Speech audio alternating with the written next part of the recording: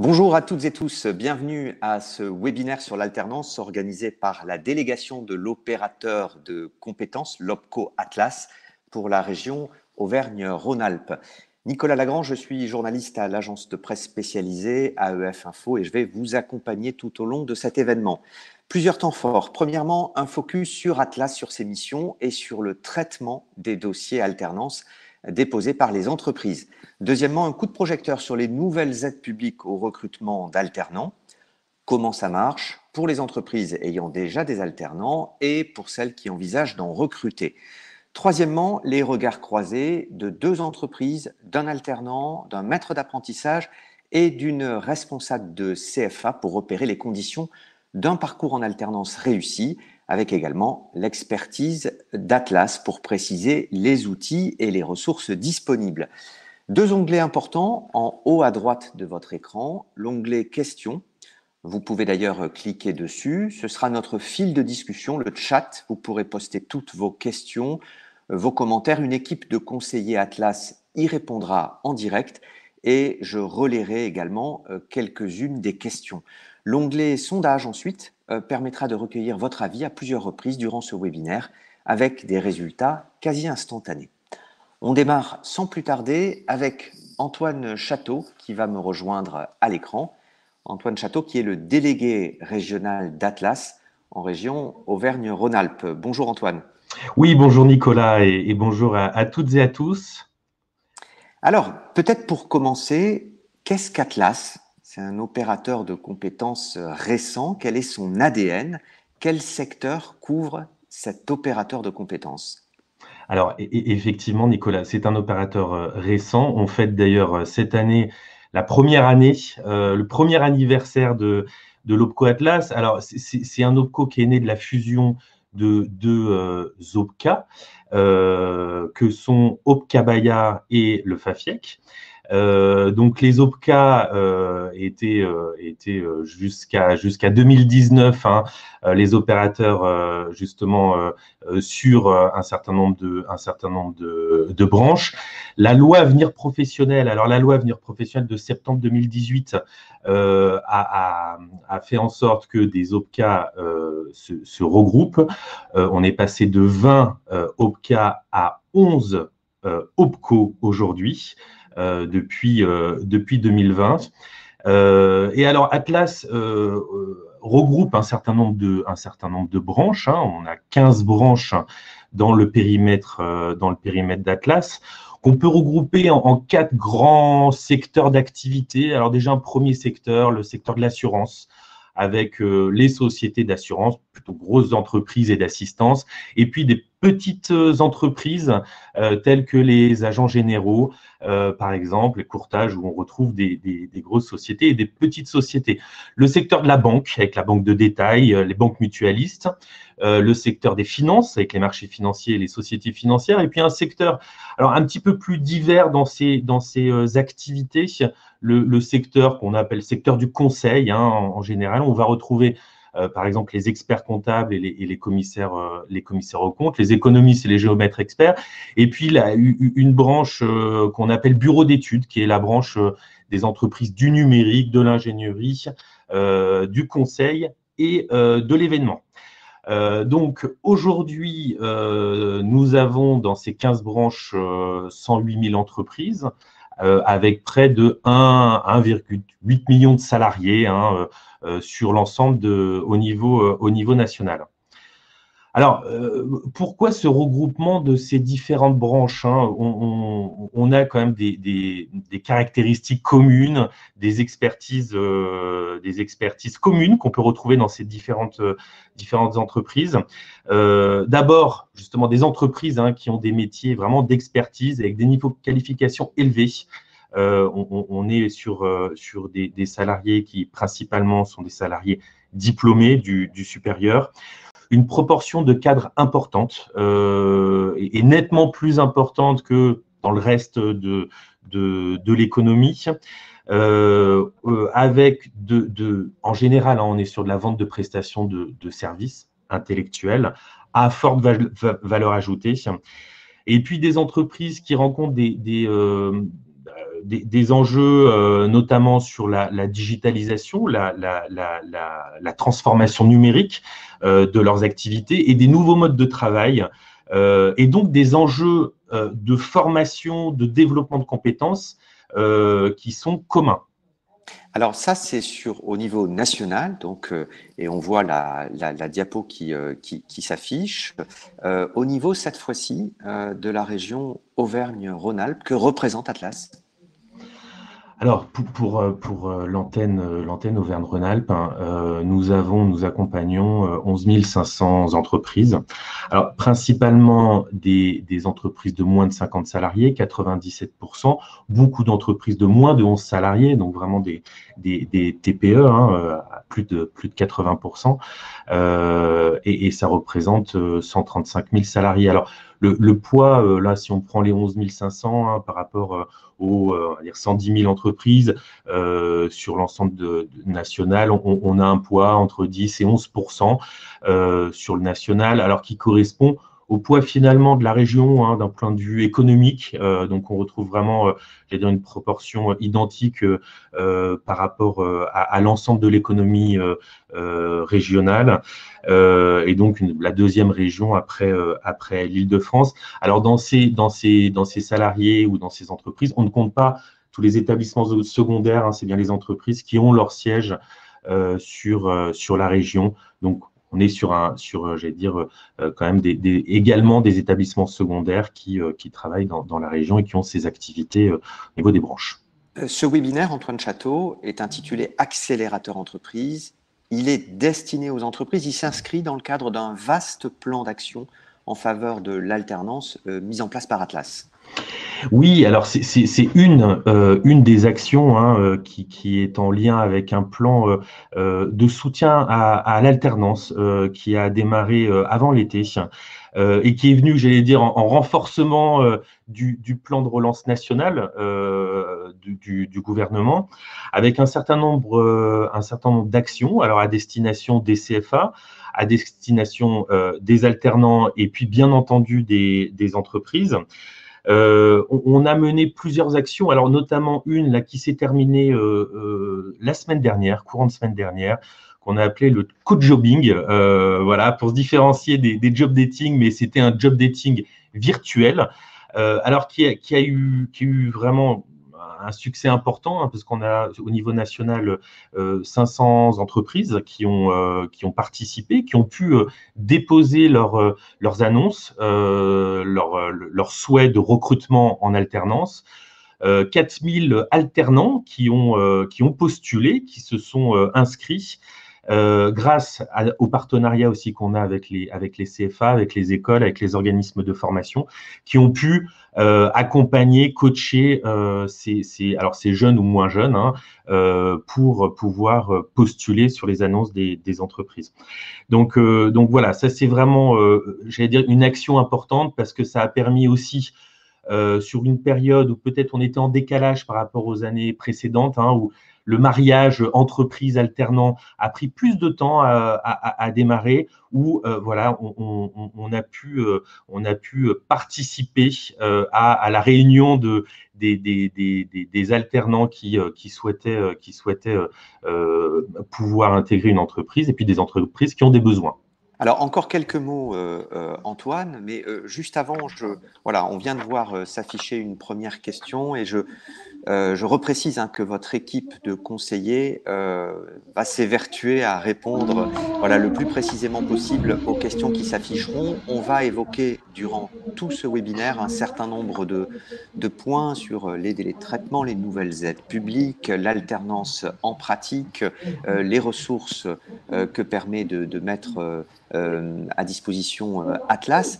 Un petit mot sur les missions de l'opérateur de compétences en matière d'alternance, Antoine Château. Alors, c'est vrai que depuis la loi Avenir Professionnel, l'OPCO est vraiment l'interlocuteur privilégié, unique des entreprises en matière d'alternance, que ce soit sur l'apprentissage ou le contrat de professionnalisation. Donc, on a vraiment un rôle d'accompagnement des entreprises en amont de la conclusion des contrats, au niveau de la validation du contrat et du dépôt du contrat, et puis du financement. Donc, notre mission, c'est vraiment de soutenir les entreprises, mais aussi les branches dans leurs actions de développement d'attractivité des métiers pour permettre aux jeunes de s'orienter vers les secteurs qui sont couverts par Atlas, donc avec un certain nombre d'actions de promotion des métiers de ces différentes branches. C'est ça. Et on voit, Antoine Château, donc s'afficher les chiffres clés de l'alternance pour Atlas, donc avec la répartition, bien sûr, pour tous ceux qui souhaitent regarder ces chiffres à nouveau. Le replay sera disponible et ils pourront bien sûr avoir ce slide, revoir ce slide. Alors ça, c'est au niveau national, 63 400 contrats d'alternance avec plus de contrats d'apprentissage. C'était l'an dernier. Là, la bascule est en train de se faire au niveau de la région Auvergne-Rhône-Alpes cette fois, Antoine Château. Alors, la bascule va même plus vite qu'on pouvait l'imaginer, parce qu'on savait bien qu'il allait avoir une ouverture sur l'apprentissage avec de nombreuses places qui allaient être ouvertes. Là, aujourd'hui, à l'heure actuelle, on est à peu près 80% apprentissage, 20% contrat de professionnalisation. Donc, vraiment, voilà, on a une augmentation forte du recours à l'apprentissage. C'est ça. Et donc là, on a effectivement sur Auvergne-Rhône-Alpes 5200 contrats. C'était l'année dernière. Vous êtes situé comment aujourd'hui? Alors aujourd'hui, on a une tendance à la hausse, où on a quasiment aujourd'hui, là au mois d'octobre, on est à peu près sur des données similaires, alors qu'il nous reste encore, c'est-à-dire une partie, 2 mois et demi pour pouvoir enregistrer les nouveaux contrats. Donc effectivement, plutôt une tendance à la hausse. Alors, il y a un certain nombre de questions sur allez-vous nous envoyer ce PowerPoint, allez-vous faire un compte-rendu, etc. Le replay sera envoyé et du coup, vous pourrez regarder toutes les parties qui vous intéressent dans la journée à l'issue de ce webinaire. Une dernière question, et ce n'est pas la moins importante, Antoine Château, par rapport au délai de traitement. L'OPCO est de construction récente, on l'a dit. Vous avez récupéré un certain nombre de dossiers en provenance des chambres de commerce et d'industrie.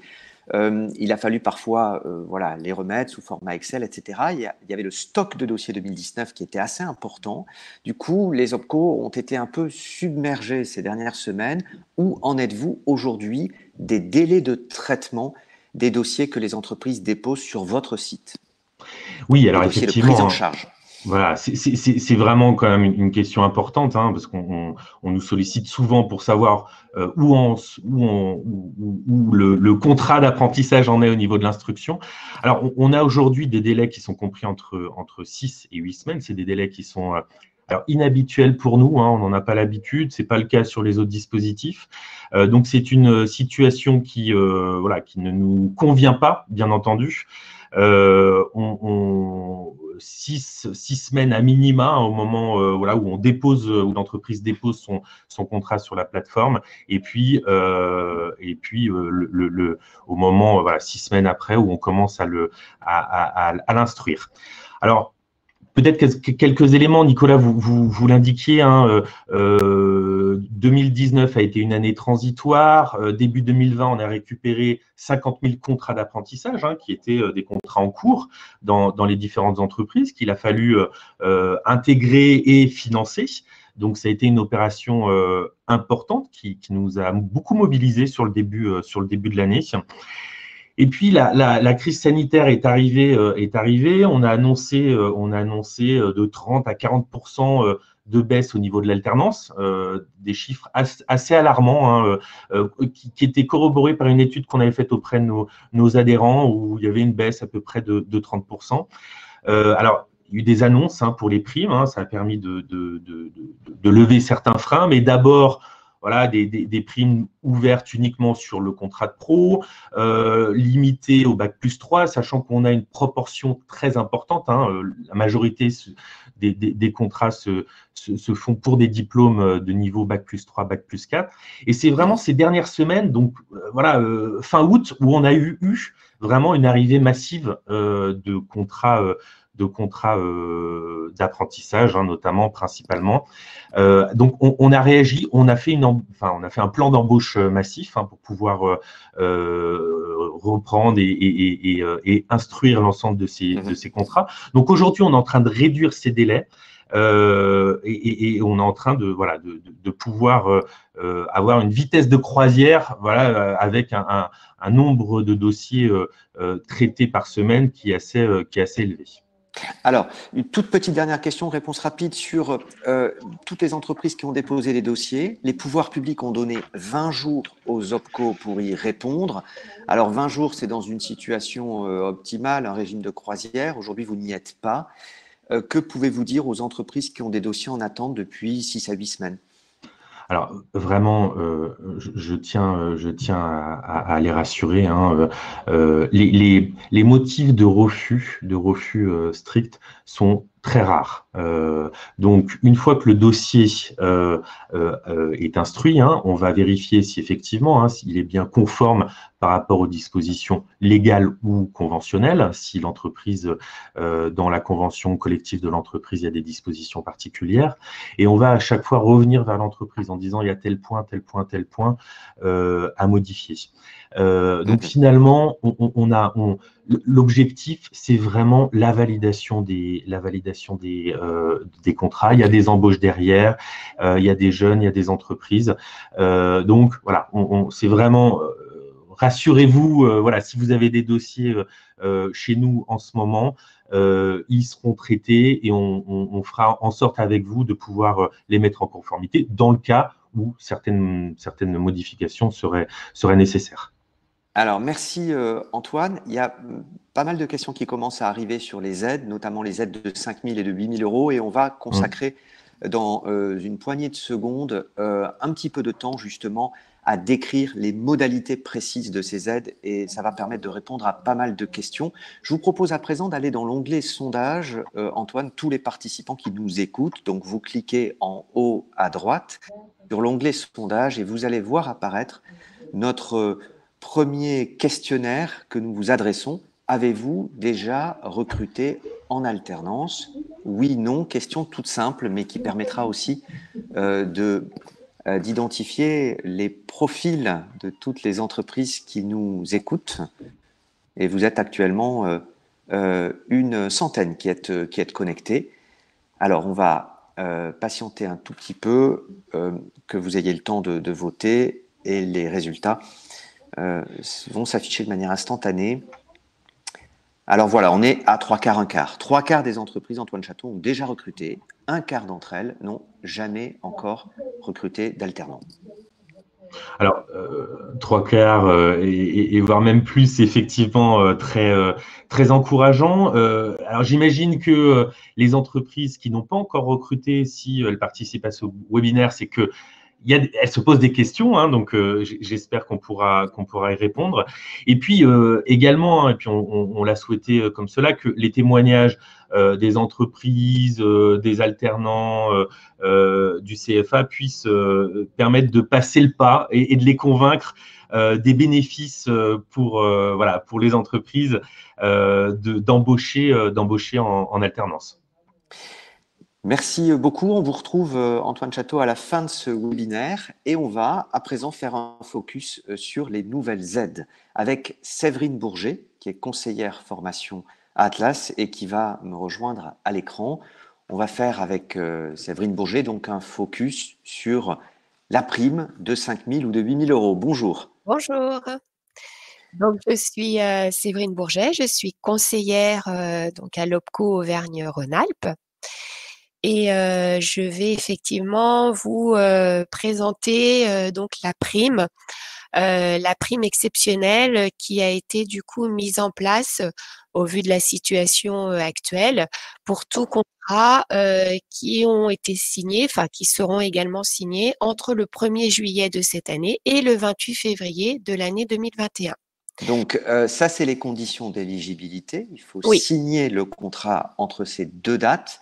La prime peut être de deux montants, 5 000, 8 000. Ça fonctionne comment? Alors, 5 000 euros, ce sont pour des alternants qui sont mineurs et 8 000 euros, ce sont pour des alternants qui sont majeurs. Et cette prime est valable pour des alternants jusqu'à 30 ans maximum, enfin 29 ans révolus. Voilà, Que 29 ce ans soit pour, inclus. voilà, que ce soit Pour, pour les deux contrats, contrat de professionnalisation et contrat d'apprentissage. donc les mêmes montants, ça vaut pour quasiment tous les niveaux de diplôme visés? Oui, c'est pour tous les diplômes jusqu'au bac+5, hein, donc du coup, voilà. Et ça vaut pour tout contrat de 12 mois. En sachant que si vous avez un contrat qui est inférieur à 12 mois, cette prime sera proratisée. Alors, petite série de questions-réponses. Est-ce que j'ai Oui. une démarche à faire pour bénéficier de l'aide financière? Alors non, c'est à partir de la saisie en ligne sur votre compte MyAtlas, donc de votre contrat, que cette prime sera débloquée. Vous avez l'ASP, qui est l'Agence des services de paiement, qui reprendra contact avec l'entreprise pour débloquer cette prime. Cette prime, elle est effectuée tous les mois. Bon, en sachant que là, on a un petit peu de retard par rapport au traitement des dossiers, ce qui fait que du coup, la première prime que vous allez réceptionner va comprendre les mois à partir de la date de début du contrat.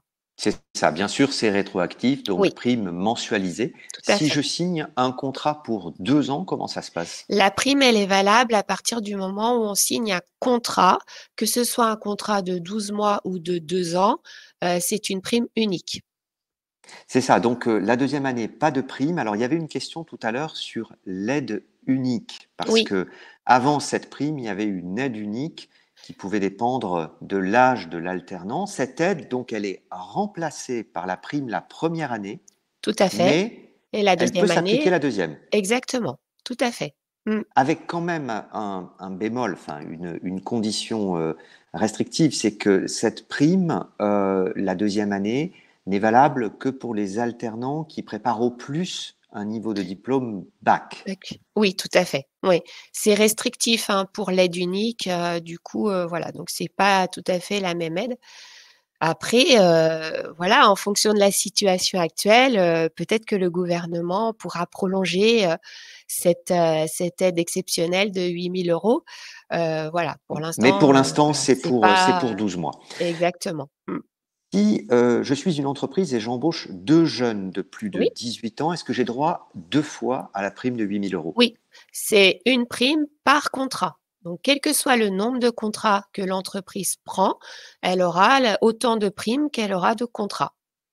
Il y a une autre question qui est souvent posée par les entreprises. Oui, Une entreprise a signé un contrat avant le 1er juillet, donc elle n'est pas éligible à l'aide non, avant le 1er juillet 2020. oui. Si cette entreprise resigne un contrat maintenant avec le même alternant, dans les mêmes conditions, euh, qu'elle rompt donc le premier et qu'elle en resigne un identique, est-ce qu'elle peut prétendre à l'aide? Euh, Alors, oui, elle peut prétendre à l'aide. Après, il faut effectivement voir quelle est la rupture du contrat. Euh, Si le contrat, il a été signé avant et qu'il démarre en septembre, effectivement, il peut y avoir une rupture de contrat et ressaisir un contrat. Mais si c'est Après, exactement dans les mêmes conditions, Séverine Bourget, si c'est exactement le même contrat, là, il n'y a pas d'éligibilité à cette aide dans la mesure où la DGEFP, hein, d'ailleurs, on en ouais, discutait ensemble, a précisé, la Direction générale de l'emploi et de la formation professionnelle, qu'il y aurait des contrôles. Donc, tout à si le fait. contrat est totalement identique avant le Ouais. 1er juillet et après, il n'y a pas d'aide. Voilà, Si, c'est ça. voilà, en Mmh. revanche, il y a des Ouais. modifications, là, Oui. c'est peut-être, voilà, le sujet est peut-être différent. Mmh. Dernière question, j'envisage de signer un contrat en alternance au début de l'année 2021, Oui. avant la date limite du 28 février, Oui. mais le contrat ne démarrerait qu'en septembre 2021.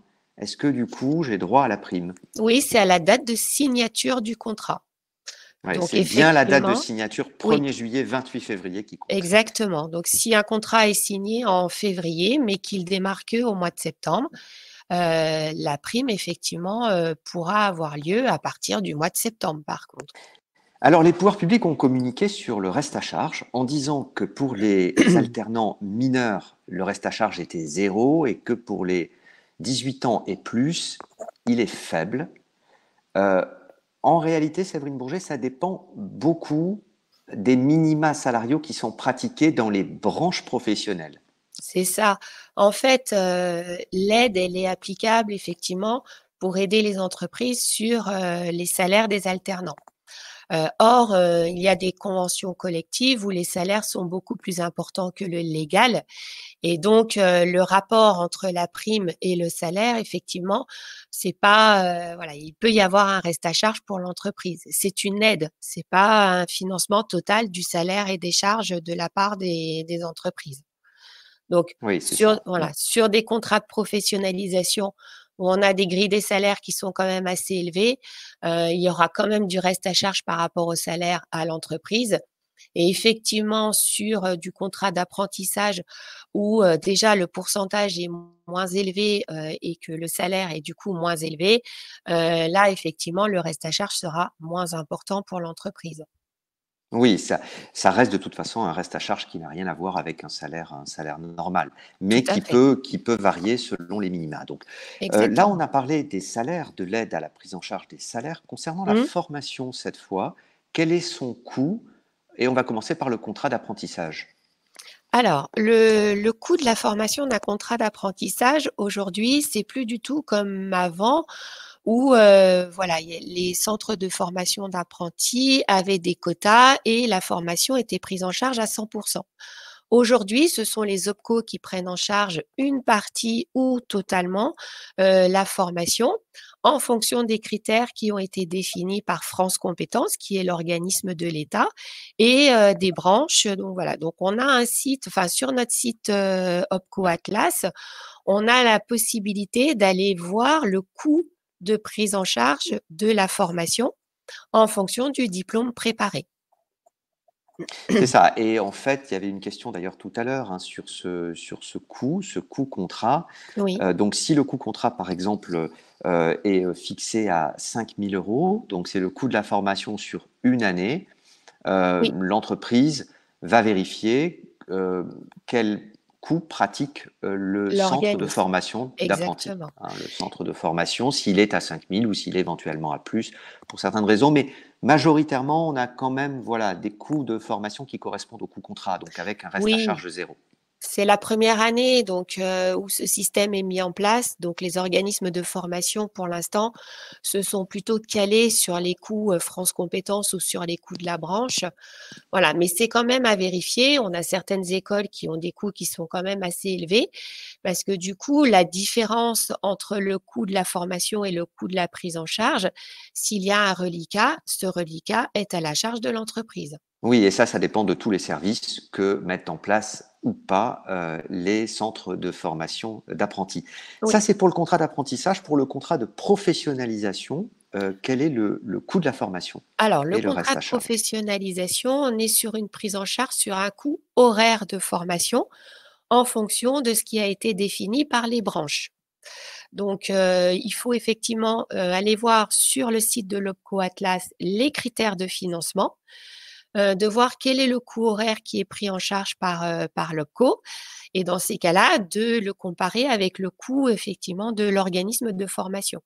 Alors là, on est sur des coûts de prise en charge qui sont plutôt inférieurs et en général, on a souvent des restes à charge pour l'entreprise. Donc vérifiez bien également ce coût de prise en charge sur les contrats de professionnalisation. En résumé, Séverine Bourget, Oui. quelles sont les aides applicables aux entreprises? Alors, vous avez la première aide qui est le financement de la formation, qui est du coup par notre OPCO, soit en totalité, soit partiellement. Donc ça, c'est à définir. Ensuite, vous avez du coup la réduction sur les salaires, avec ce que l'on appelait avant du coup la loi Fillon. Vous avez la réduction sur les charges patronales et salariales. Et puis, vous avez l'aide exceptionnelle, donc de 5 000 et 8 000 € par contrat. Et il est fait référence, hein, d'ailleurs, dans la diapo qu'on aperçoit, au QR, aux questions-réponses du Réponse. ministère du Travail du 28 septembre qui comporte un certain Mm. nombre de données et d'informations effectivement sur ces différentes aides et notamment sur les aides exceptionnelles de 5 000 et de 8 000. Il y a également des informations qui sont disponibles sur le site www.atlas.fr Mm. et voilà, on va vous proposer de voir à présent d'ailleurs une capture d'écran de ce site avec, on le voit là, la La foire aux foire aux questions. questions, contrat d'apprentissage. Mm. Alors, c'est vrai que cette foire aux questions, elle, du coup, sur notre site, en général, on a quand même, du coup, un maximum d'éléments en lien avec l'alternance qui apportent un premier niveau d'information. Donc déjà, bon, on sait que voilà, nos services sont difficilement joignables en ce moment. Donc, vous pouvez déjà éventuellement trouver vos premières informations sur le site Atlas. Et puis, effectivement, on a cette foire aux questions qui permet d'avoir des éléments concernant le contrat, concernant l'éligibilité. Vous avez la grille également des salaires. Enfin, vous avez voilà pas mal de réponses déjà par rapport à ce type de contrat, ce qui vous permet déjà d'avoir un premier niveau d'information par rapport à des questions que vous pouvez vous poser sur les contrats en alternance. Il y a une question d'Isabelle Lapez, contrat de professionnalisation ou contrat d'apprentissage, qui choisit? Alors après, déjà, c'est un choix de l'entreprise. Au niveau de l'âge, déjà, si c'est quelqu'un qui a plus de 30 ans, ça sera obligatoirement du contrat de professionnalisation. Après, au niveau du contrat d'apprentissage, déjà, l'organisme de formation va pouvoir vous dire s'il fait du contrat d'apprentissage ou non, puisque aujourd'hui, tous les organismes ne font pas les deux types de contrats. Et puis après, c'est effectivement à définir en fonction du calendrier. Est-ce que le calendrier correspond à un besoin du coup de l'entreprise? Et puis après, du coup, c'est aussi la prise en charge parce qu'il peut y avoir une prise en charge sur du contrat de professionnalisation qui ne prend pas tout en charge, alors que sur du contrat d'apprentissage, on peut tout prendre en charge. Après, c'est une étude à faire en fonction du coût de la formation, en fonction du salaire et de voir quel est le contrat effectivement qui sera le plus adapté à l'entreprise et à l'alternant. Et là, il faut se rapprocher bien sûr à la fois du centre de formation, Voilà. organisme de formation ou CFA et du conseiller Exactement, Atlas. on est là effectivement, voilà. Sur notre site, on a un petit comparatif entre contrat de professionnalisation et contrat, du coup d'apprentissage. Ça vous permet effectivement de voir, quel est le contrat qui sera le mieux adapté à votre besoin. Oui, d'ailleurs, voilà, on Mmh, l'aperçoit, c'est une capture d'écran de ce comparatif. Alors, c'est juste un extrait, hein, il y en a beaucoup plus. mmh. Et on voit le chemin de navigation sur votre site sur la droite, rubrique entreprise sur le site Atlas, recruter, apprentissage ou professionnalisation, quel contrat choisir. Merci beaucoup, Séverine Bourget, Mais je pour vous en ces prie. éléments de réponse. Merci. Et en complément, hein, vos collègues conseillers Atlas sont en train de répondre à pas mal de questions hein, qui arrivent sur le chat. Les internautes ont effectivement pas mal d'attentes et pas mal de questions et vous avez raison de les poser. Ce webinaire est fait pour ça. Alors, nouvelle Oui, séquence à présent, mais merci Séverine merci. Bourget. On va voir comment favoriser un parcours gagnant-gagnant, quel accompagnement des entreprises par Atlas, par les CFA, et on va voir ça avec les acteurs de l'alternance. Je vais demander à Estelle Macré, qui est conseillère formation à Atlas, de bien vouloir me rejoindre, et je vais également demander à trois autres intervenants de me rejoindre à l'écran. Il s'agit de Carole Hugelet, qui est chargée des ressources humaines dans un cabinet d'expertise comptable, Agori, Benjamin Thibault, qui est alternant en BTS comptabilité gestion dans cette même entreprise Agori. On les aperçoit tous les deux à l'écran. Et Bonjour. Delphine Devin, qui est chef de projet et maître d'apprentissage chez Sword SWL. Bonjour. Bonjour. Alors, je vous propose de faire un petit tour d'écran pour que vous vous présentiez les uns les autres et on va commencer par le binôme à l'écran, Carole Hugelet et Benjamin Thibault. Voilà, Carole Hugelet, alors je vous laisse vous présenter votre entreprise et Oui. ensuite on passera la parole à Benjamin Thibault. Alors, Agoris, c'est un groupe d'expertise comptable. Donc, nous avons 5 pôles. On a un pôle comptabilité, un pôle juridique, un pôle audit, un pôle social et il y a un pôle de gestion. Aujourd'hui, nous comptons 61 collaborateurs. Il y a 8 associés. Et nous avons fait le choix de l'alternance parce que donc moi je suis arrivée en mars chez Agori et j'ai rapidement pris conscience de la difficulté de recruter des comptables. Il y a une pénurie dans cette branche et nous avons décidé d'avoir une politique RH sur le long terme et donc d'investir dans l'alternance. Et on va voir ça, avec vous un peu plus tard. Juste un dernier mot, donc 61 salariés avez-vous dit, qui Oui. sont situés sur quel site, dans quel département? Donc, nous sommes en Isère. Nous avons un site sur Cessiné-Parisé, donc dans l'agglomération grenobloise, et nous avons 2 sites, un sur Visil et un sur Lamure. Donc, c'est sur le plateau mathésin.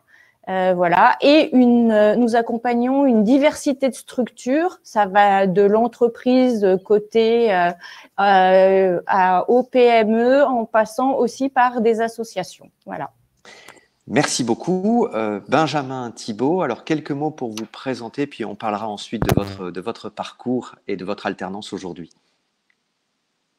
Ah, alors on a perdu Carole Hugelet et Benjamin Thibault, ils vont nous rejoindre d'ici une poignée de secondes, on va les réinviter sur écran. En attendant, Delphine Devin, bonjour. Bonjour. Je vous laisse vous présenter votre entreprise. Oui, alors je suis Delphine Devin, je suis chef de projet dans le pôle santé à Sword SWL, donc Sword Lyon. Sword, c'est une entreprise de services numériques. On est à peu près 600 collaborateurs en France, la majorité sur Lyon, sur Paris et également sur Rennes.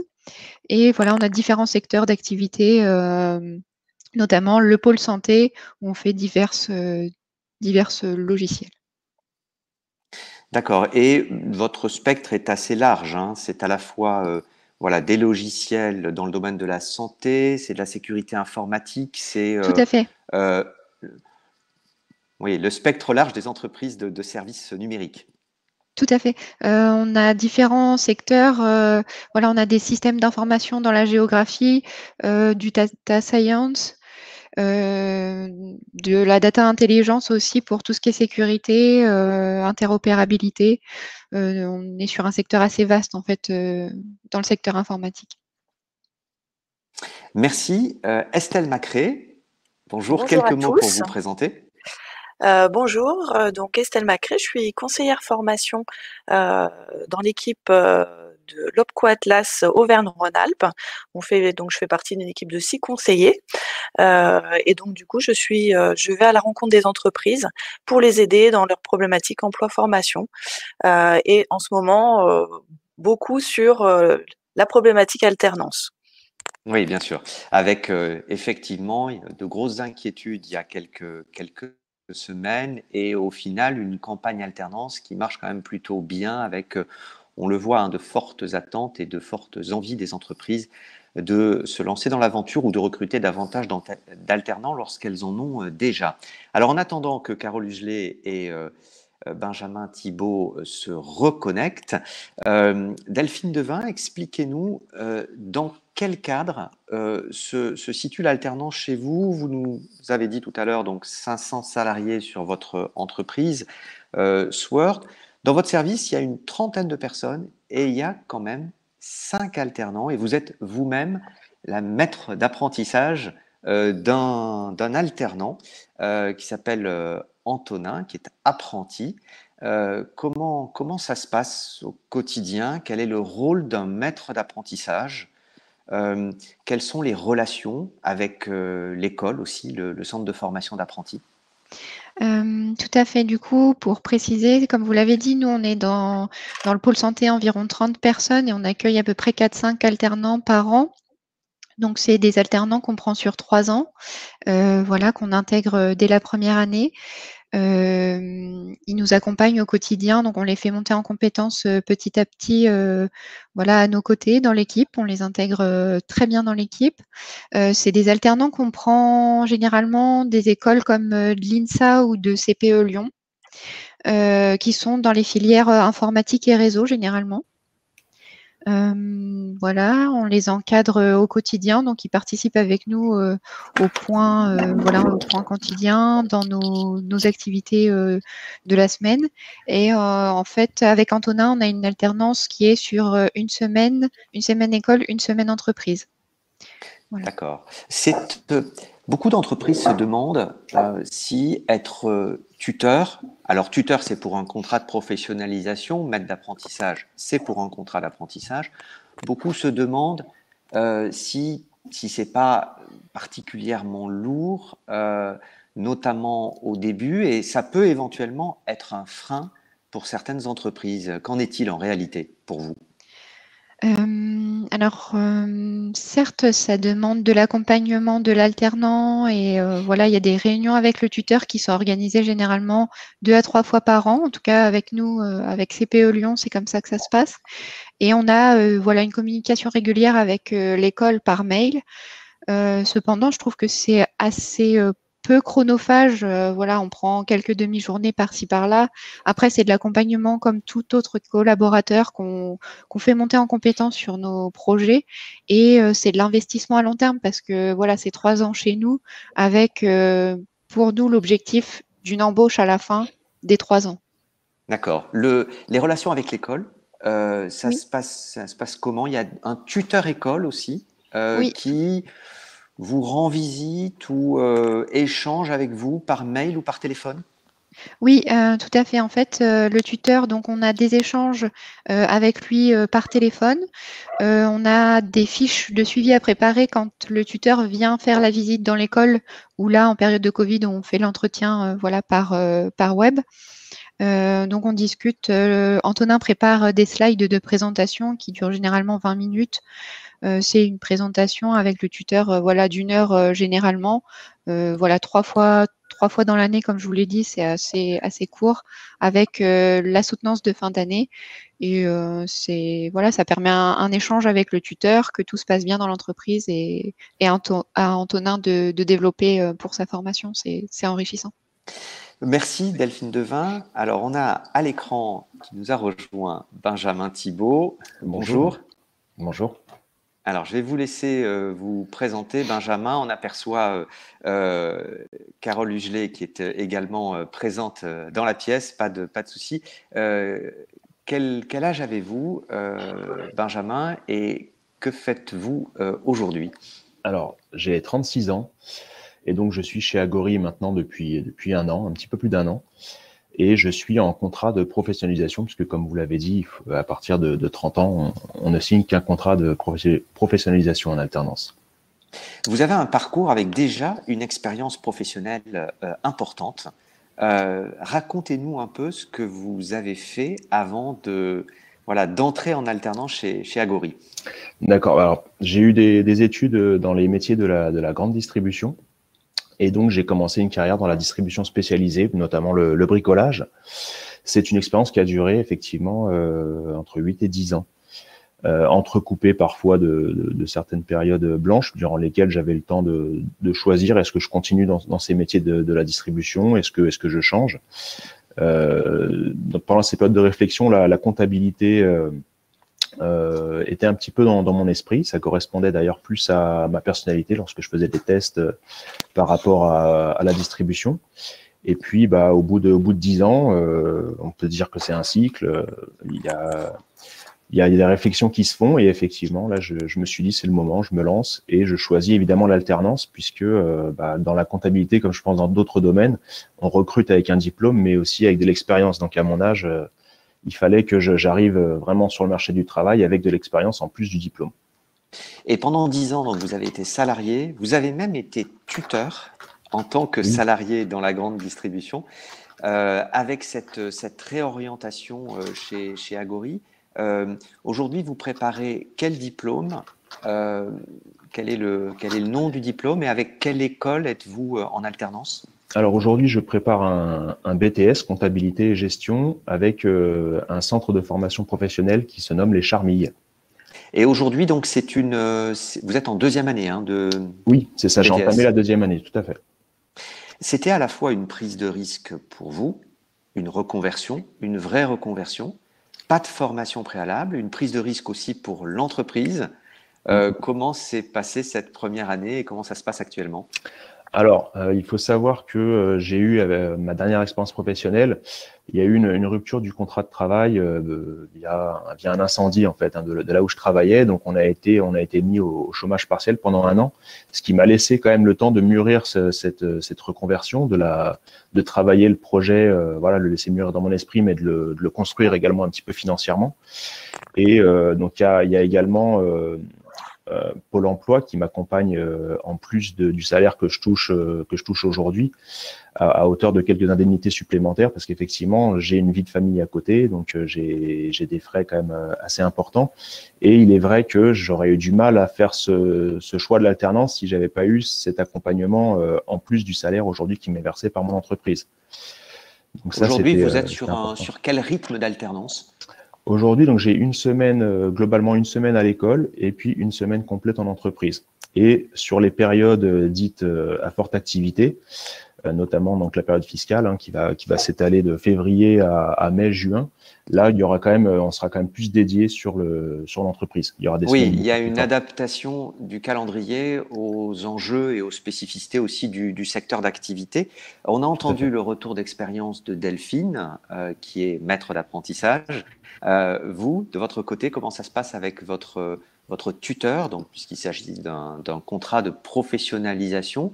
Comment, sur la première année, quel type de dossier il vous a attribué et quelle progression de responsabilité avez-vous eu? Alors au début, j'ai eu 8 dossiers. 8 dossiers sur lesquels je faisais tout simplement de la saisie pure. C'est-à-dire que moi, je viens d'un domaine qui n'est pas du tout la comptabilité et donc il fallait appréhender déjà un petit peu ce nouveau domaine avec tout simplement les premières tâches de base qu'on demande à un comptable, notamment donc de la saisie et d'essayer de comprendre un peu la complexité du métier et d'avoir un petit peu tous les tenants et les aboutissants.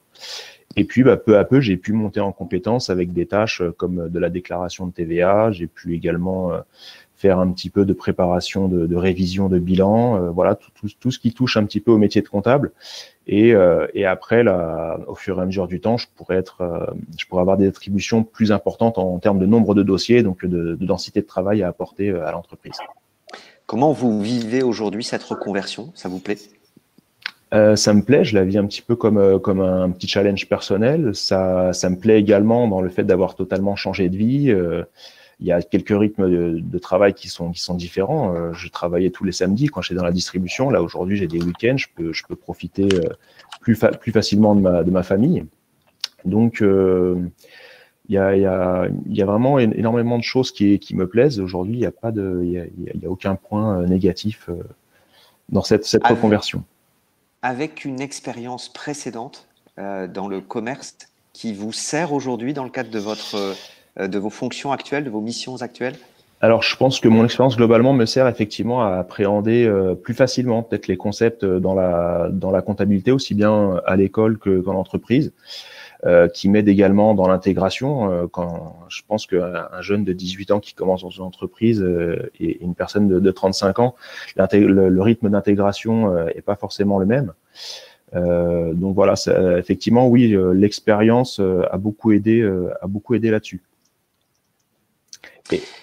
Estelle Macré, oui, je vous en prie. Non, Benjamin, juste, je voulais dire que Agori prend beaucoup à cœur la relation avec le client et je pense qu'effectivement mon recrutement ayant une expérience dans la relation client en magasin était aussi a aussi compté, cette expérience a aussi compté dans le fait d'avoir été recruté par Agori, qui a quand même misé effectivement sur moi sans trop savoir où elle allait aussi avec moi au moment de la signature du contrat, quoi.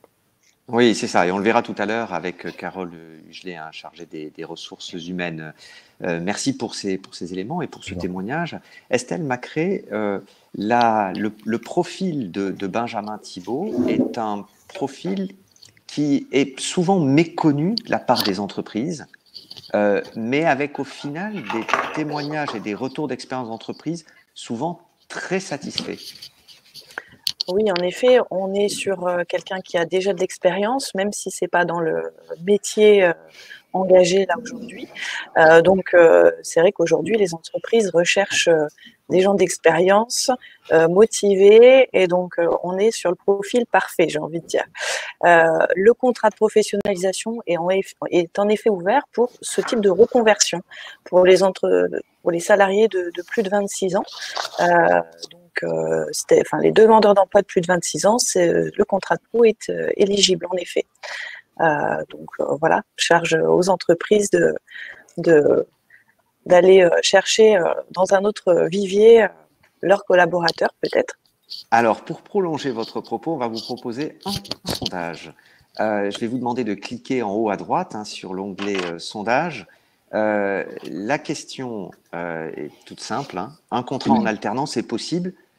Première réponse, pour les jeunes jusqu'à 25 ans inclus, pour les jeunes jusqu'à 29 ans inclus, ou sans limite d'âge. Donc, on vous laisse 15-20 secondes pour répondre. Ouais. Alors, pour les jeunes, je vois que Carole Hugelet et Benjamin Thibault sont en train de se concerter sur la réponse, mais les intervenants n'ont pas le droit de participer au vote. Ah bon? Donc, seuls les participants, enfin, vous ne pouvez pas en réalité, parce qu'il faut cocher une des 3 cases, on va voir le résultat s'afficher. Alors, voilà, bon, vous en êtes rendu compte au vu de nos premiers échanges, la question est un peu piège. On a une réponse, Estelle Macré, qui est à plus de la moitié. Plus de la moitié de nos répondants disent pas de limite d'âge. 40% disent jusqu'à 29 ans inclus et 7% jusqu'à 25 ans. Alors c'est un peu piège parce que c'était contrat en alternance. On ne précisait pas déjà apprentissage et professionnalisation. Ouais. Voilà, aujourd'hui, il y a 2 contrats encore qui existent, contrat de professionnalisation et contrat d'apprentissage. Pour le contrat d'apprentissage, la limite d'âge, c'est 29 ans révolus, maximum. Vous ne pourrez pas faire un contrat d'apprentissage pour quelqu'un qui a plus de 30 ans. Sauf si c'est un travailleur handicapé, mais c'est l'exception. Voilà, l'exception, il y a toujours des exceptions. Travailleur handicapé, vous pouvez faire un contrat d'apprentissage ou contrat de professionnalisation. Là, pour le coup, on est sans limite d'âge. Pour le contrat de professionnalisation, il n'y a pas de limite d'âge. C'est juste, au-delà de 26 ans, on demande que la personne soit demandeur d'emploi. Donc, ça permet des reconversions comme celle de Benjamin. Carole Hugelet, vous misez volontairement sur des profils assez divers. Oui. Racontez-nous, voilà, quel est ce pari et quelle est votre stratégie. Donc, une PME quand même de 61 salariés qui a 10 alternants. 12 alternants. 12 alternants. Bravo. Donc, nous avons 9 contrats d'apprentissage et 3 contrats professionnels. Pourquoi cette diversité? Alors, ça va donc de 18 à 35 ans, nos alternants. Parce que, donc, d'abord, je vous ai parlé de la pénurie que vivent aujourd'hui les cabinets comptables, et on a bien saisi en fait l'opportunité qu'il y avait aujourd'hui à miser sur l'avenir. Donc, on fait un gros effort pour recruter des gens qui soient diversifiés. Pourquoi? Alors, parce que chacun nous apporte quelque chose. Donc, c'est-à-dire que cette diversité, elle est riche pour Agory. Les regards sont différents. Les jeunes nous amènent à nous interroger aussi sur nos process, que ce soit les process d'intégration, mais aussi sur nos process en termes de comptabilité. Ils sont très à l'aise avec les outils digitaux. Comme vous avez pu le voir, nous, on l'est un peu moins parfois. Donc voilà, c'est des regards neufs, c'est nous amener à nous interroger et amener de nouvelles compétences dans l'entreprise. Et vous êtes amené régulièrement à proposer à l'issue de leur contrat et de leur diplôme une embauche en CDI aux alternants? Oui. Alors, moi, j'ai peu de recul sur la situation à Gory parce que je suis arrivée en mars. Mais aujourd'hui, on a parmi les jeunes collaborateurs comptables des anciens alternants. Et on a décidé d'accélérer aussi notre recrutement d'alternants parce que vraiment, on pense qu'il faut miser sur l'avenir. Aujourd'hui, vraiment, c'est un secteur pénurique. Quand on a la période fiscale, il faut aussi de l'énergie. On s'aperçoit aussi que passé un certain âge, les comptables préfèrent partir vers l'entreprise. Donc, nous, on est allé chercher la jeunesse. Alors, effectivement, ils n'ont pas toujours l'expérience de l'entreprise, mais on est là pour les accompagner et nos tuteurs sont là et ils ont quand même bien compris quel était leur rôle. C'est-à-dire qu'on n'attend pas d'un alternant la même chose qu'un collaborateur confirmé. Donc, on met en place des formations. Voilà. Merci Delphine Devin. Effectivement, pour que le parcours en alternance soit réussi, il faut que le binôme entre le tuteur ou maître d'apprentissage et l'alternant soit un binôme qui fonctionne bien. Quel type de conseils vous pourriez donner à toutes les entreprises qui sont aujourd'hui connectées, et notamment à celles qui n'ont jamais encore à ce jour recruté d'alternants? Nous, ce qui marche bien avec Antonin, c'est de faire des points réguliers et de communiquer en permanence. Et au final, c'est aussi la culture un peu de l'entreprise qu'on essaye de faire passer. Donc, je dirais que voilà, c'est le faire participer au maximum avec nous au quotidien. Et c'est un plus pour l'entreprise comme pour l'alternant, je pense. Avec des délégations de tâches qui doivent nécessairement aller crescendo, avec au début peut-être plus de temps passé naturellement de votre côté, mais du temps gagné pour après aussi, avec la possibilité pour l'alternant de prendre en charge un certain nombre de tâches qui déchargent aussi de fait les salariés de l'entreprise, enfin les salariés classiques, on va dire, en contrat. Tout à fait. L'intérêt aussi d'avoir le tuteur régulièrement en entreprise, c'est aussi de vérifier que justement les tâches qu'on lui confie sont bien adaptées au programme qui peut suivre sur ces 3 années et adapter également nos tâches qu'on lui confie et petit à petit lui donner de plus en plus d'autonomie pour qu'à la fin, il devienne un salarié quasiment comme nous pour qu'on puisse l'embaucher à la fin des 3 ans. Merci Benjamin Thibault. Vous souhaitez, à l'issue de votre contrat de 2 ans, intégrer éventuellement Agory? Alors, je ne sais pas si vous m'entendez bien. Oui, on vous entend parfaitement, pas de souci. Alors oui, tout à fait. Oui, mon projet, effectivement, c'est d'intégrer Agory. Tout simplement parce que pour moi, l'entreprise est assez précurseur dans le métier futur de la comptabilité. Et puis le fait également que Agory m'ait fait confiance lors du recrutement me pousse à me dire que voilà, c'est une entreprise qui peut m'accompagner dans mon projet déjà de formation, mais également après d'évolution professionnelle. Merci, on vous souhaite bon vent dans votre aventure. Merci à vous, Benjamin. Carole Hugelet, vous restez avec nous. Merci beaucoup, Delphine Devin. On va à présent aborder une deuxième séquence avec Carole Hugelet, Estelle Macré et voilà 2 autres intervenants. Je vais leur demander de bien vouloir nous rejoindre. Il s'agit de Yannick Chavant. Il est directeur général d'une société de courtage en assurance, et Marilène Badour. Elle est représentante, responsable d'un centre de formation qui s'appelle l'IRUP.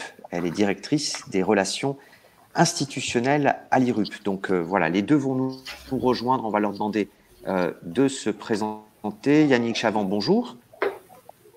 Oui, bonjour. Alors, vous m'entendez? je vous laisse. Oui. On vous entend très bien. Je vous laisse vous présenter et présenter votre société. Eh bien, je suis donc Yannick Chavant. Moi, j'ai créé mon cabinet de courtage en assurance en 2012, donc il y a 8 ans maintenant, après un parcours, j'allais dire traditionnel, au sein de grandes compagnies d'assurance telles que AXA, MMA, Generali, donc un parcours de salarié. J'ai décidé donc, suite à un plan de licenciement au sein de Generali à l'époque, de partir dans l'aventure entrepreneuriale et de créer mon cabinet. Donc, je suis parti d'une feuille blanche, pas de clients. J'ai créé mon cabinet, je suis parti comme ça à l'aventure. Aujourd'hui, le cabinet, on encaisse à peu près 1 500 000 € de primes annuellement et nous venons de recruter donc une 4e personne par l'apprentissage au mois de septembre 2020. C'est ça, vous êtes 2 associés, 2 alternants, un freelance. Vous êtes situé où? Alors, nous avons 2 bureaux. On a un bureau à Lyon, Lyon 6e, et un autre bureau dans l'Isère à Bourgoin-Jallieu. Et on va voir avec vous comment aussi vous mettez en œuvre cette alternance et comment vous accompagnez vos deux alternants. Marie-Hélène Badour, bonjour. Bonjour. Même chose, alors quelques mots pour vous présenter et présenter l'IRUP. Oui, donc moi je suis Marie-Hélène Badour, donc je m'occupe à l'IRUP, je suis responsable des activités de CFA. Donc l'IRUP, c'est un établissement d'enseignement supérieur qui est basé à Saint-Étienne et qui a la particularité de ne former que par l'alternance, donc du bac+2 au bac+5. À ce jour, nous accueillons à peu près 700 apprenants. 80% de ces apprenants sont des alternants et nous formons dans différents domaines et notamment le domaine du conseil et plus particulièrement orienté bureau d'études et expertise comptable pour faire le lien avec OPCO Atlas. Voilà, donc beaucoup l'expertise comptable, un petit peu aussi l'ingénierie. Alors, juste avant que vous répondiez, il y a un des intervenants qui a un peu de bruit environnant et on capte ce bruit-là. Donc, si vous pouvez, pour ceux qui ne parlent pas, couper votre son, votre micro, ce sera parfait, sauf Madame Badour, bien sûr. Oui, je disais, c'est à la fois donc des collaborateurs comptables que vous formez et en même temps dans l'ingénierie. Vous êtes également présent là-dessus. Absolument, oui, on forme donc en lien avec les cabinets d'expertise comptable au niveau bac+3 et au niveau bac+5. Donc ce sont principalement là des apprentis, bac+3 et bac+5 sur les diplômes comptables, des CG, des SCG. Et puis dans le domaine de l'ingénierie, donc là l'offre de formation elle est plus variée parce qu'effectivement il y a une plus grande variété. Donc ça va concerner des secteurs d'activité différents, par exemple le nucléaire, par exemple les bureaux d'études, par exemple, le numérique aussi, sur une offre de formation plutôt centrée à l'IRUP sur du bac+2, +3. Voilà. En matière de promotion des métiers, on a vu tout à l'heure avec Carole Hugelet qu'il y avait quand même dans le périmètre d'Atlas, il y a quand même pas mal de métiers en tension sur lesquels il est compliqué de recruter. Ça nécessite du coup de mettre en place un certain nombre d'initiatives pour montrer l'attractivité des métiers. Comment au CFA, quel type d'initiative prenez-vous pour montrer la diversité des métiers, les possibilités d'évolution de carrière et parler aussi aux jeunes assez tôt pour leur donner envie de se diriger vers ces métiers-là? Alors, c'est vrai que ça, c'est un point très important. Ça rejoint le sujet plus général de l'orientation des jeunes. Donc, sur la promotion, donc nous menons de nombreuses actions vis-à-vis des jeunes et futurs candidats à l'alternance et en particulier à l'apprentissage. Donc, ça prend des formes très différentes. Ce que nous privilégions, c'est le pair à pair, parce qu'on se rend compte qu'effectivement, des apprentis qui parlent à de futurs apprentis, ça fonctionne bien et ça fonctionne mieux que la plupart des actions. Donc, ce type de discussion pair à pair se déroule dans des contextes très différents. Ça peut être dans les établissements de formation. là où se trouvent les jeunes. Ça peut être à l'occasion de journées portes ouvertes, ça peut être à l'occasion de salons, ça peut être à l'occasion de rencontres que nous organisons avec les professionnels, ce qu'on appelle les forums métiers. Donc, on a une très grande diversité d'événements qui sont autant d'occasions pour les jeunes en poursuite d'études de mieux connaître, de mieux appréhender les métiers. Et des métiers qui sont assez peu visibles, donc assez peu faciles à imager, à se représenter. Donc, c'est important de privilégier cette proximité entre ceux qui sont en train de se former à ce métier et ceux qui y prétendent. Vous misez aussi beaucoup sur les vidéos de témoignages et sur les réseaux sociaux.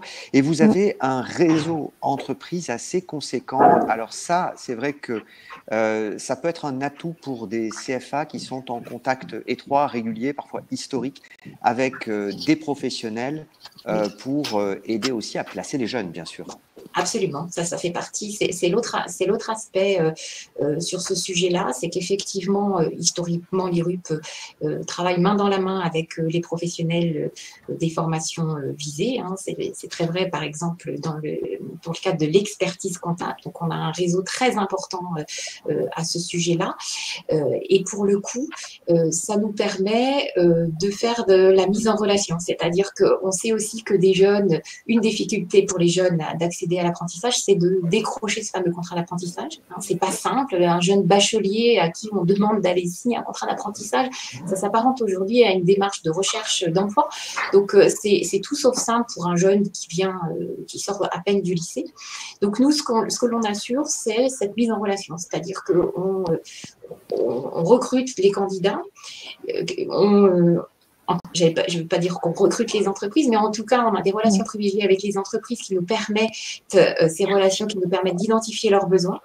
Et ces deux actions-là permettent une mise en relation très efficace entre les candidats à l'apprentissage, enfin les candidats à l'alternance, hein, on fait ça aussi pour les contrats pro, les candidats à l'alternance et les entreprises, ce qui fait que voilà, on n'a pas trop le sujet, nous, de la difficulté à contractualiser, puisqu'on sert d'intermédiaire. Yannick Chavant, comment avez-vous fait de votre côté pour trouver vos deux alternants, pour les identifier, pour les rencontrer, etc. Vous êtes passé par l'école ? Alors pour la première, tout à fait. Nous sommes passés par l'IFPAS à Lyon, qui est l'école de l'assurance sur la région, donc qui organise en fait un job dating au printemps. Chaque année, mars-avril à peu près au niveau des dates, et ça nous permet de rencontrer un nombre important de jeunes qui sont en cours d'année bac et qui souhaiteraient s'orienter vers les métiers de l'assurance et préparer un BTS assurance. Donc l'apprenti BTS assurance, on l'a recruté, on l'a sélectionné par ce biais-là.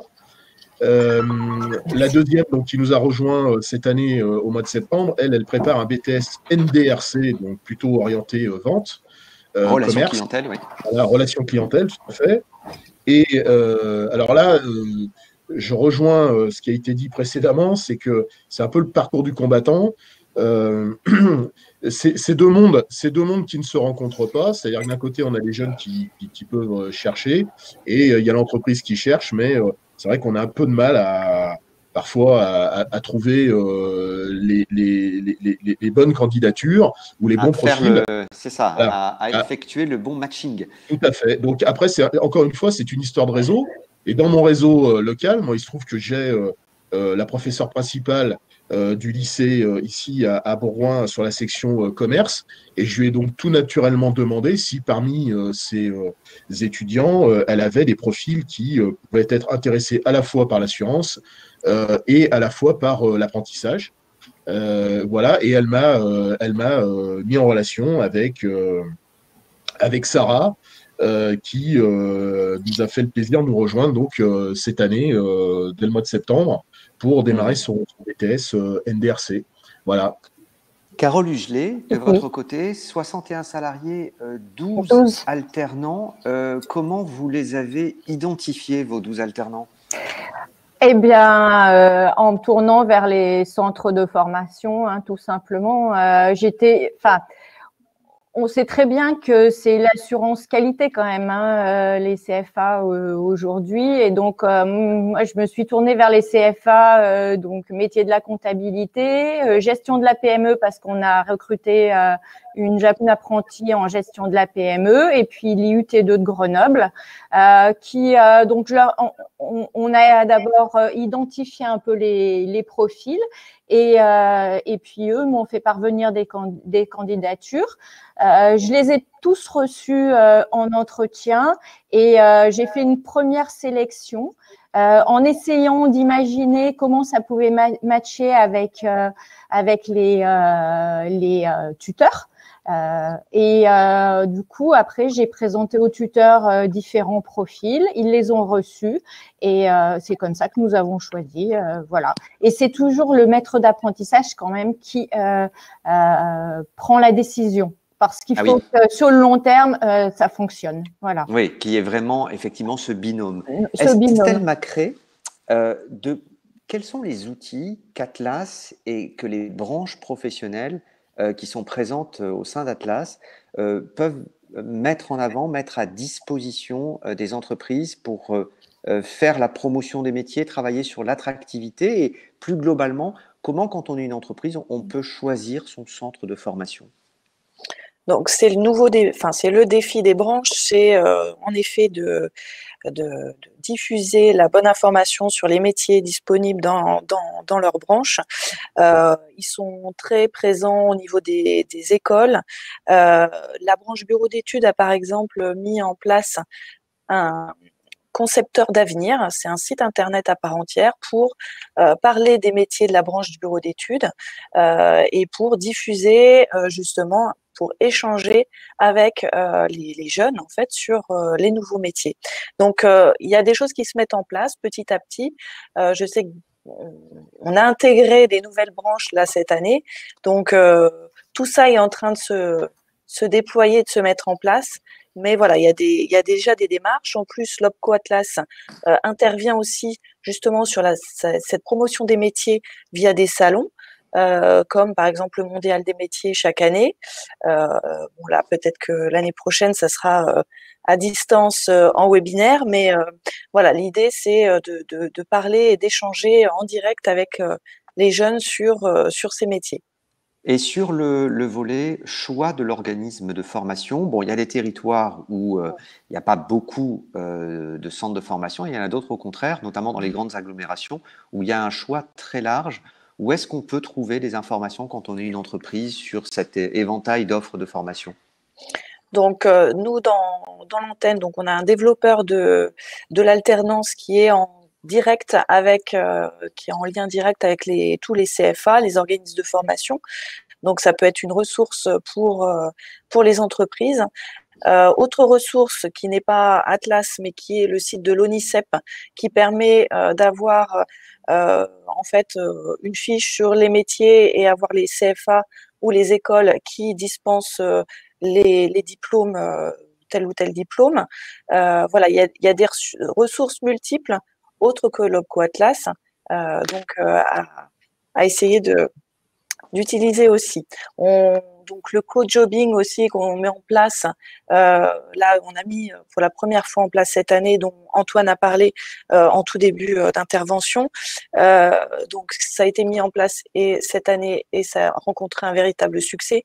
L'idée c'est de mettre en direct le lien entre les entreprises et les apprentis, les futurs apprentis.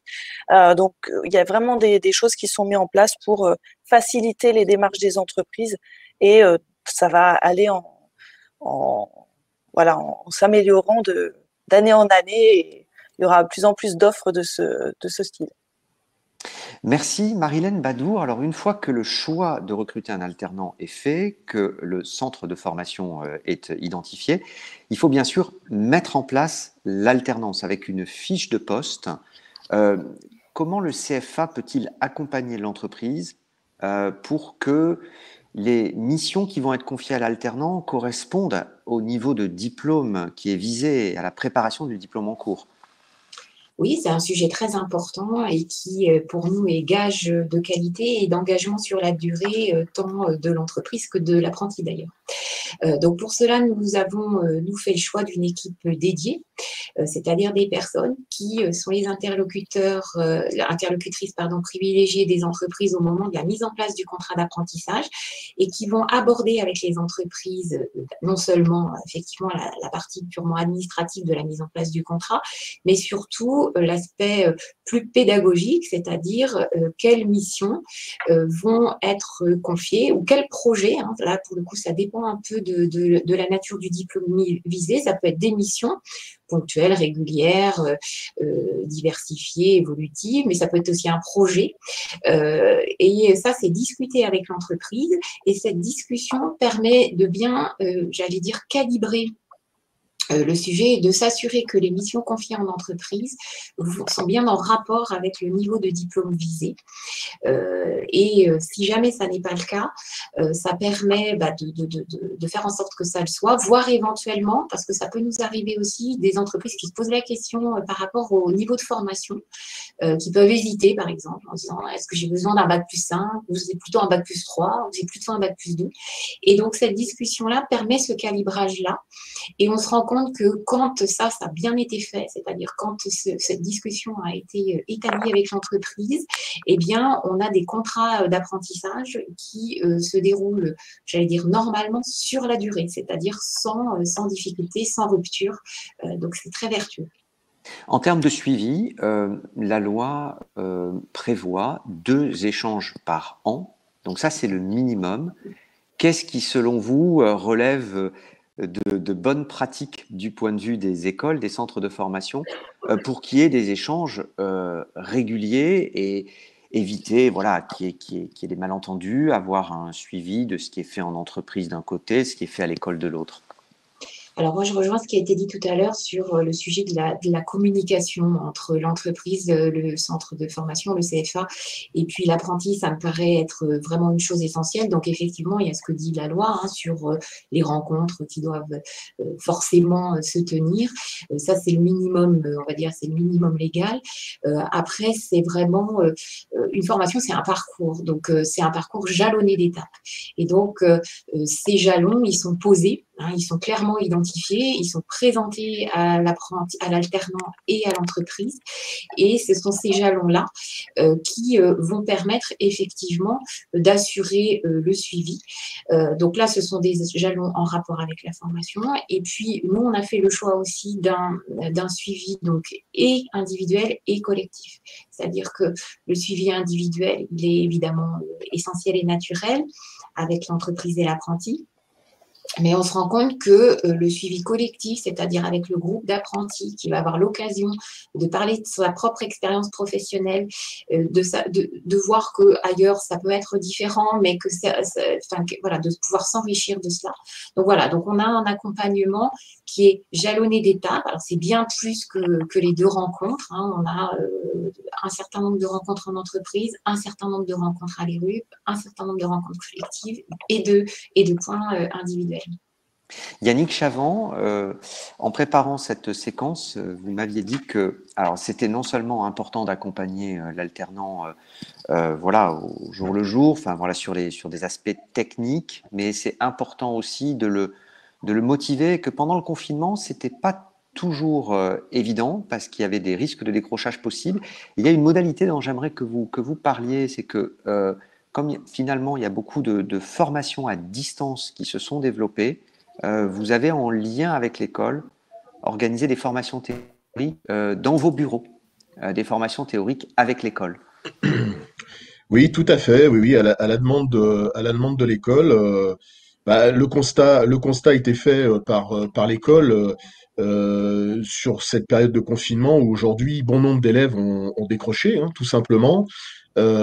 Sur ces 2 mois et demi de confinement, le constat de l'école aujourd'hui, c'est de dire qu'il y a beaucoup de première année de BTS Assurance qui ont décroché. Donc, ils ont tenté de trouver des solutions aujourd'hui et de continuer à faire des formations, puisque, comme vous le savez, les universités aujourd'hui ne peuvent pas recevoir plus de 50% de leurs élèves. Donc, ça veut dire qu'il faut faire tourner les effectifs. Et donc, ce qui a été mis en place avec l'école et avec accord de la structure donc de l'employeur, c'est de recevoir l'alternant au sein des bureaux, de telle manière à ce qu'il puisse suivre ses formations à distance, mais en étant dans un espace de travail, dans un environnement de travail plus propice au suivi de ces visiocours, je vais les appeler comme ça, et également pouvoir avoir un œil et une oreille attentive sur la journée, un appui de notre part, voilà, pour l'encourager, pour l'aider à rester dans une dynamique d'attention. Voilà, il faut se mettre aussi un peu à la place de nos jeunes. Suivre des formations toute la journée en visioconférence, c'est pas quelque chose de simple. Surtout quand il y a un environnement familial, bien sûr. Alors, Enfin, voilà, plein de contraintes par ailleurs. en plus, dans un environnement familial qui va rajouter de la complexité à la tâche. Néanmoins, reste aussi également à tenir en compte les problèmes matériels, tout simplement. Hein. Tout le monde n'a pas une connexion Internet aujourd'hui, tout le monde n'a pas la fibre en fonction de son lieu de résidence. Voilà, j'entendais tout à l'heure parler de la Mure, etc., des coins que je connais bien, puisque Bourgoin, nous ne sommes pas si éloignés de la Mure. Bon, quand vous êtes sur des secteurs comme ça, la connexion Internet, la fibre, ça tient du fantasme. Donc, suivre des visios organisées de Paris en plus, dans le cadre de l'IFPAS, de chez soi, avec un environnement familial, avec une concentration qui est limitée, avec du matériel plus ou moins adapté, avec une connexion Internet qui n'est pas forcément terrible. Voilà, alors c'est la problématique. Donc nous, on a défini en fait des dates. L'école nous a envoyé en fait une liste de dates où ils souhaitaient que l'apprenti soit au sein de l'entreprise et puis suivre ses formations au sein de l'entreprise. Naturellement, nous, on en a discuté avec notre apprenti, hein, parce que ce qui vient d'être dit est très juste. Le secret, en fait, c'est la communication, hein, mais je vous apprends rien. Il faut énormément communiquer, il faut communiquer avec l'école, il faut communiquer avec l'apprenti pour voir la compréhension, les intérêts de chacun, où est-ce qu'il se situe, et essayer de trouver une alchimie pour permettre de créer un environnement favorable pour l'apprenti, pour l'étudiant, pour qu'il soit dans les meilleures conditions possibles pour pouvoir apprendre, tout simplement. Aujourd'hui, l'urgence, c'est que notre apprenti, elle est en deuxième année. Et au mois de mai, on rigole plus. Hein, on passe l'épreuve. Donc, autant l'année dernière, j'allais dire, enfin, au début de cette année, pardon, confinement, on rate un petit peu des choses. OK. Mais là, on est dans la dernière ligne droite. Donc, pour les deuxièmes années, en tout cas, l'école nous a demandé de pouvoir accueillir l'alternant au sein de nos bureaux.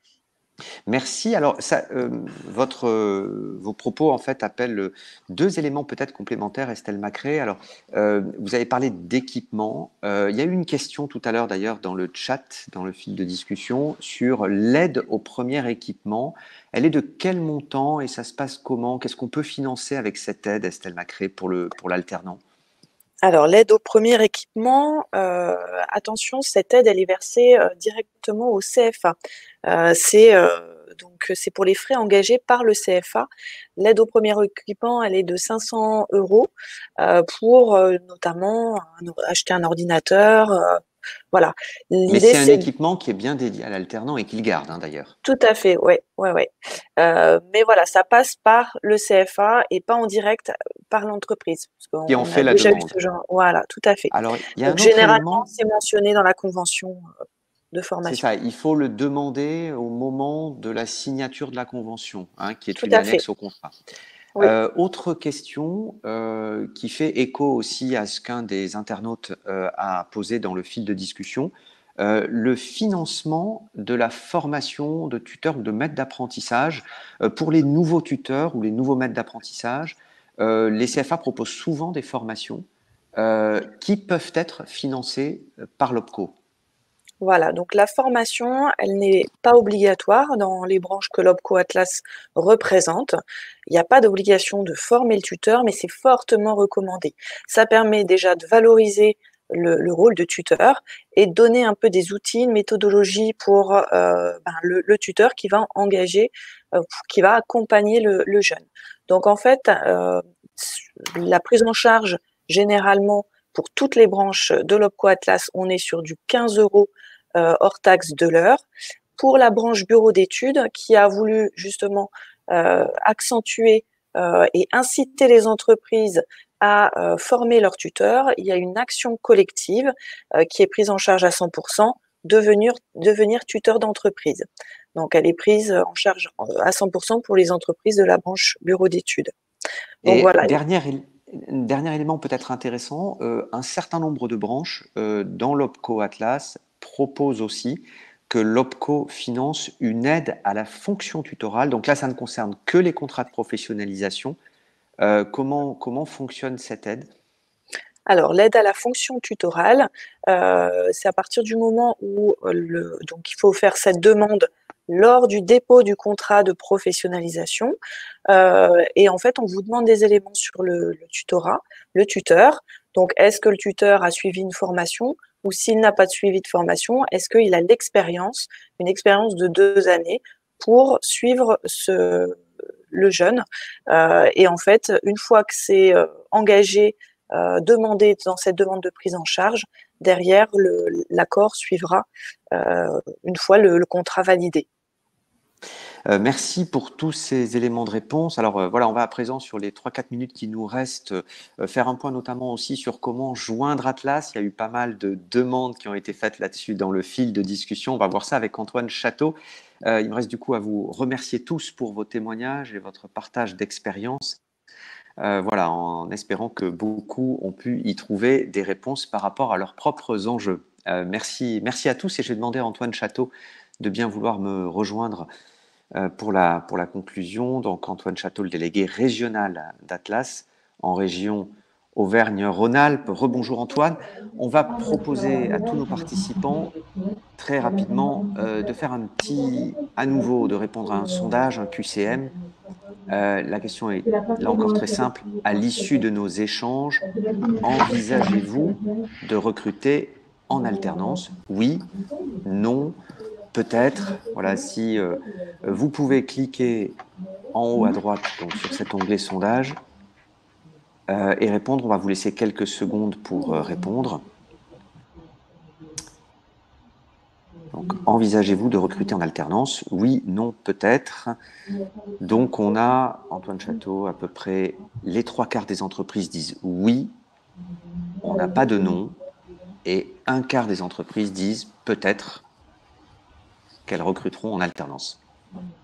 Alors, on retrouve la même proportion que tout à l'heure. Je ne sais pas si les peut-être sont des entreprises qui n'ont pas encore recruté et qui se posent encore la question, ou au contraire, hein, qui dans cette période peuvent se poser des questions hein, par rapport notamment aux conséquences de la crise économique et de la crise sanitaire. Alors, je trouve déjà que c'est une très bonne chose. Voilà, on est 71% d'entreprises qui vont ou voilà, qui envisagent de recruter en alternance. Pour les entreprises qui se posent des questions, alors bien sûr, on a encore du travail hein, pour lever peut-être des freins, pour accompagner les entreprises, pour fluidifier les démarches administratives aussi. Alors, vous avez vu qu'il y a aussi quand même un point qui est toute la partie relation avec les écoles, avec les CFA, qui sont vraiment qui est vraiment un point déterminant pour que l'apprentissage ou l'alternance se déroule bien. Moi, je dirais, en tout cas, je retiendrai des échanges qu'il y a pu avoir, déjà le fait que derrière, pour un certain nombre d'entreprises, il y a vraiment cette question d'investir pour recruter leurs futurs collaborateurs. Ça, c'est déterminant, et notamment justement dans des branches ou dans des activités où il y a des tensions, où on manque de personnes qui détiennent ces compétences-là, et l'alternance est une voie de recrutement et une voie d'excellence hein, pour justement pouvoir intégrer et s'insérer dans la vie active, avec des reconversions possibles à tout âge. Et ça, c'est voilà, hein, cette prise de risque derrière voilà, hein, donne ses fruits. Voilà, j'ai retenu aussi cette diversité que peut amener l'alternance au sein d'une entreprise, au-delà de vraiment de l'activité que l'alternant peut produire au sein de son entreprise. Encore quelques mots, Antoine, alors sur les interlocuteurs d'Atlas en région Auvergne-Rhône-Alpes. Il y a eu pas mal de questions posées là-dessus. Quelle est la meilleure façon d'avoir un certain nombre de réponses et de joindre Atlas? Alors, l'antenne de Lyon compte aujourd'hui 6 conseillers, conseillères formation, donc sur l'ensemble du territoire Auvergne-Rhône-Alpes. On étoffe nos équipes avec d'ici la fin de l'année 2 nouveaux conseillers. Voilà, pour les 11 500 entreprises, on a besoin effectivement de force vive pour aller au plus près et aller à la rencontre des entreprises. On a également effectivement une développeuse de l'alternance hein, voilà, qui a cette expertise alternance. Alors vous avez vu Séverine Bourget, Estelle Macret lors de ce webinaire, Mathieu Inkenbick et Patrick Rollet qui étaient au niveau de la réponse aux questions. Et je les réponses écrites, hein, ils étaient en back-office. Hein, en back-office, voilà, pour répondre à toutes vos questions. Et nous avons également Fanny Théveny et Tatiana Olivier, voilà, conseillère formation. Le mieux, hein, parce qu'il y a une répartition géographique, et notamment sur certains secteurs, voilà, il y a plusieurs conseillers. Le mieux, et on vous l'a mis dans le fil de questions, c'est de nous envoyer un mail à l'adresse antenne LYS, donc tout attaché, et LYS, L-Y-S, @opco-atlas.fr, ce qui nous permettra, nous, d'orienter la question soit auprès de votre conseiller, soit auprès de la développeuse ou même de vos interlocuteurs que sont les analystes formation hein, qui suivent les dossiers et qui vous accompagnent également sur le montage des dossiers. Donc, toute l'équipe est là, bien entendu, pour voilà, répondre à vos questions et n'hésitez pas à passer par cette adresse-là pour qu'on puisse vous recontacter. Et pour clôturer ce webinaire, on va poser une dernière question à tous nos participants qui sont connectés. Le webinaire a-t-il répondu à vos attentes? Donc, 4 possibilités, tout à fait, plutôt oui, pas vraiment, pas du tout. Donc, 4 solutions possibles. Le webinaire a-t-il répondu à vos attentes? On vous laisse voilà, une poignée de secondes pour répondre, 15-20 secondes, le temps que voilà, vous puissiez cocher la réponse qui vous convient. Donc, on a alors pas de réponse, pas du tout, aucune réponse, pas vraiment, et on a à peu près moitié-moitié entre tout à fait et plutôt oui, Antoine Château. Oui, alors déjà, je suis rassuré, pas vraiment, pas du tout, on n'en a pas. Alors bien sûr, qu'en 1h30, on ne peut pas répondre à toutes les questions. C'est un sujet qui est vaste et après, on peut rentrer vraiment dans le détail de chaque projet. Donc, il faut vraiment aller plus loin, effectivement, avec vos interlocuteurs au sein de l'antenne. C'est nécessaire. Et puis, n'hésitez pas aussi vraiment à consulter notre site Internet parce que vous avez beaucoup de questions. Voilà, on a cette foire aux questions-réponses, questions-réponses où voilà, on a vraiment essayé d'avoir les questions les plus souvent posées avec des réponses que vous pouvez trouver. Et puis cette page voilà qui s'affiche, hein, Atlas de l'alternance 2020, où vous allez retrouver les aides. Hein, on a beaucoup parlé des aides. Les différentes aides au niveau de l'alternance. On va y retrouver également un lien vers le simulateur alors du gouvernement, du portail de l'alternance.